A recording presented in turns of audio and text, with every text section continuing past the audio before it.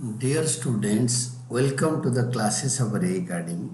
Today we are studying accounting for share capital और इस concept के अंदर हम पढ़ रहे हैं चैप्टर के अंदर हम पढ़ रहे इश्यू ऑफ शेयर्स का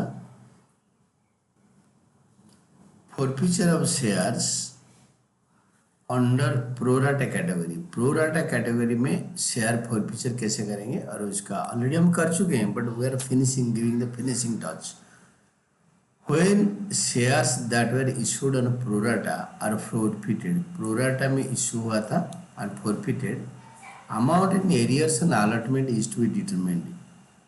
तो arrears and allotment is to be determined. Arrear and allotment निकालना है. Following process is followed to determine the amount in arrears. allotment arrear में है या पैसा अगर फर्स्ट कॉल या सेकेंड कॉल तक कैरी फॉरवर्ड हो रहा है, जहाँ तक कैरी फॉरवर्ड हो रहा है उसी कॉल का एरियर निकालने का सेम प्रोसीजर फॉलो करते हैं। फर्स्ट स्टेप में calculate the total number of shares applied. Shares applied पहले निकालो if not given by the share holder whose shares are being forfeited applying the following formula. तो number of shares applied कैसे निकलेगा? Total shares applied under pro rata category by total shares allotted under pro rata category into number of shares allotted to shareholder, or calculate the number of shares allotted if not given as under। अगर ये निकालो नहीं तो ये निकालो, अगर applied दे रखा है तो allotted निकालो। Calculate the number of shares allotted निकालो। Total number of shares allotted under pro rata category upon total number of shares applied under pro rata category into number of shares applied into number of shares applied by a shareholder। ये हो गया हमारा। अगर applied दे रखा है तो allotted निकलेगा, allotted दे रखा है तो applied निकलेगा। Then second में calculate total application money received in shares applying by defaulting shareholders as under। number of shares applied by shareholder into application money per share third में calculate application money due on shares allotted to defaulting shareholder as under। number of shares allotted to a shareholder into application money per share। दोनों का difference निकाल के वो पैसा allotment में transfer होगा। Calculate excess application money received. Excess application money received कैसे निकलेगा ना? Application money received in step 2 minus application money required in step 3। तो एक्सेस एप्लीकेशन मनी आ गया। Calculate amount due on allotment. Amount due on allotment calculate करो by multiplying the number of shares allotted by the amount of allotment money per share and deducted from the excess application money in step 4। The result will be amount the result is the amount in arrear and allotment. Then if the shares are issued at a premium and premium amount is collected at the time of allotment, excess application money is first adjusted against share capital and thereafter against securities premium। अगर allotment में securities premium है, जो पैसे application का extra बचता है वो allotment का capital portion को पहले कवर करेगा, पैसा बचेगा तो premium में contribute करेगा। Calculate amount due not paid by the defaulting shareholder on allotment as follows. वही अलॉटमेंट में जो पैसे नहीं मिला आप ऐसे भी निकाल सकते हो, जैसे ऊपर 1 से 5 पॉइंट बताया तो यू कैन सी दिस। तो amount due on allotment, number of shares allotted into allotment money per share, तो कितना अलॉटमेंट में पैसे मिलने वाला था, less excess application money adjusted on allotment, shares applied minus shares allotted। shares applied से shares allotted minus करने के बाद जो एक्स्ट्रा पैसा बचेगा एप्लीकेशन का into application money per share, उतना पैसा अलॉटमेंट में कैरी फॉरवर्ड हुआ था, तो उसको माइनस करने के बाद जो आएगा ये वाला अमाउंट आएगा, amount due but not paid on allotment. Allotment में इतने पैसे नहीं मिला। This amount is credited to share allotment account at the time of passing entry for forfeiture. यही जो अमाउंट आएगा this is allot to share allotment में आ जाएगा फॉरफीचर के टाइम पे। और ये एग्जाम्पल देख के बेटर क्लियर हो जाएगा। देखो फॉर एग्जाम्पल, एक company received application for 18,000 shares against 10,000 shares of 10 etch offered for subscription. So the allotment was made to the applicants for 3,000 shares and remaining applications were the allotment was not made। allotment नहीं किया गया, 18,000 से 3,000 applicant को पैसे वापस कर दिया। तो shares and the remaining applications were allotted shares on pro rata basis। remaining को pro rata basis में allot हुआ, यानी 15,000 को 10,000। अमाउंट पेबल वाज आज follows. Application 3, allotment 4, fast and final, fast and balance ₹3 on fast and final, ₹3 fast and final. And when called, जब भी मांगे तब मिलेगा। बैलेंस 3 आज and when called. Ram holder of 80 shares, उसको 80 शेयर मिला है, डिड नॉट पे allotment money and his shares were forfeited. It is necessary to determine unpaid amount on allotment for passing the entry for forfeiture of shares। तो कितने पैसे allotment में मिला नहीं वो निकालना है। The unpaid allotment money is determined as under number of shares applied by Ram, number of applications considered for allotment 15,000, 18,000 से 3,000 वापस कर दी 15,000, और 10,000 share, number of shares issued 10,000, या offer to this category into number of shares allotted to Ram. तो number of applications received for 120 shares by Ram ने 120 share पे application दिया था। Amount paid as application money, वो एप्लीकेशन मनी के हिसाब से कितने पैसे दिया था। 120 into application money is 3, 120 into 3 360। Shares allotted are 80।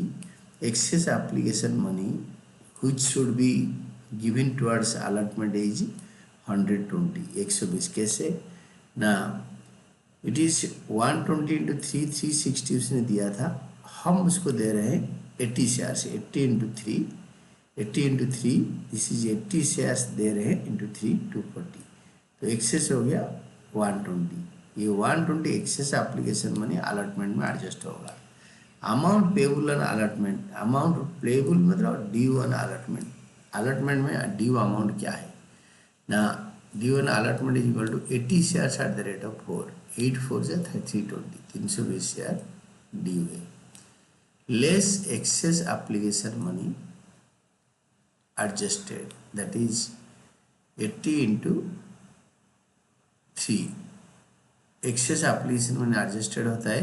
ये जो एक्सेस एप्लीकेशन में 120 एप्लीकेशन का एक्स्ट्रा पैसा अलॉटमेंट में कैरी फॉरवर्ड हुआ था, उसी को एडजस्ट करेंगे, उसी को हम एडजस्ट करेंगे।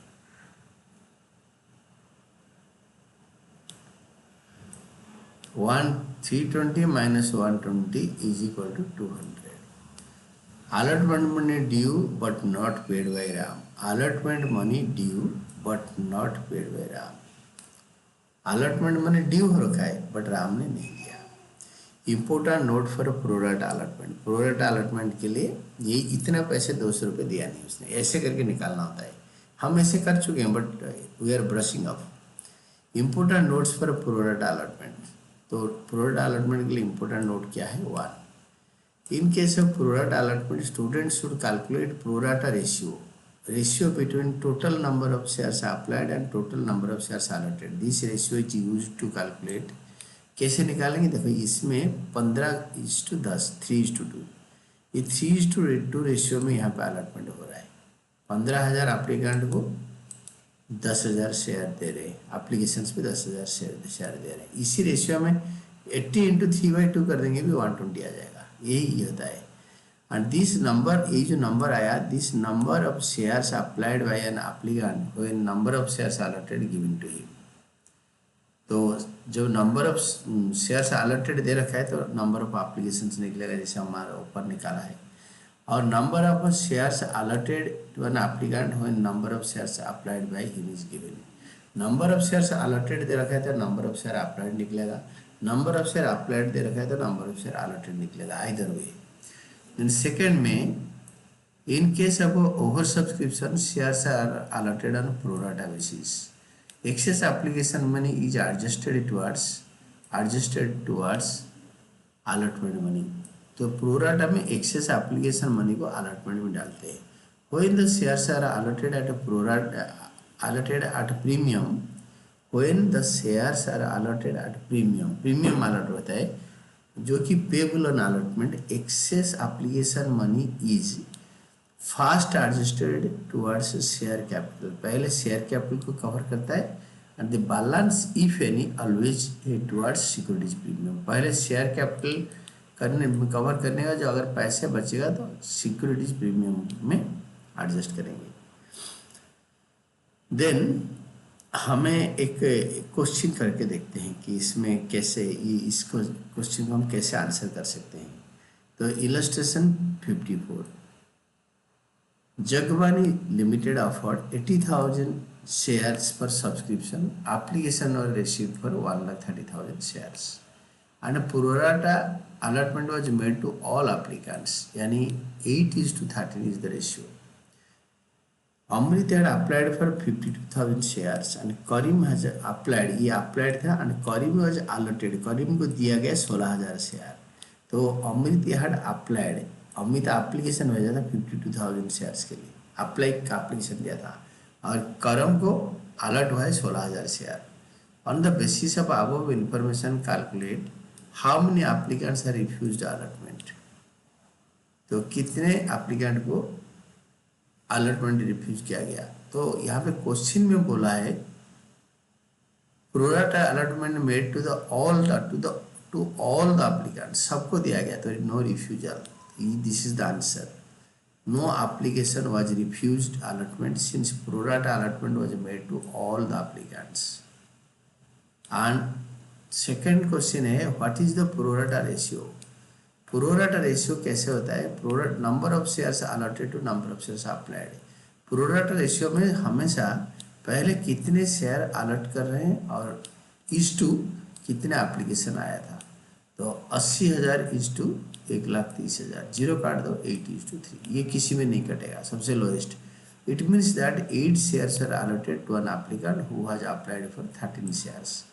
जिसने 13 शेयर के लिए अप्लाई करा था उसको 8 शेयर अलॉट हुआ है। देन थर्ड में how many shares are allotted to Amrit, how many shares were allotted to Amrit, Amrit को कितने शेयर अलॉट हुआ है। Number of shares allotted to Amrit 80,000 by 1,30,000 into 52,000। अमृत ने ये देखो 8/13 इंटू 52,000 ये इसको अप्लाई कर रखा है। अमृत अप्लाइड फॉर, तो अलॉटेड होगा 32,000 शेयर, तो अमृत को 32,000 share allotted to Amrit. How many shares applied by Karam, तो करम को अलॉटेड है, करम को अलॉटेड है 16,000 शेयर। तो अप्लाई कितने करा था, तो 16,000 इंटू बड़ा बाई छोटा, that is 1,30/80, 1,30/80 by 13:8। Number of shares applied by Karam 1,30,000 by 80,000 into 16,000, that is 13/8 into 16,000। उसने 26,000 एप्लीकेशन भेजा था, करम ने अप्लाई करा था 26,000, यानी 26,000 एप्लीकेशन भेजा था। And this was all about this class.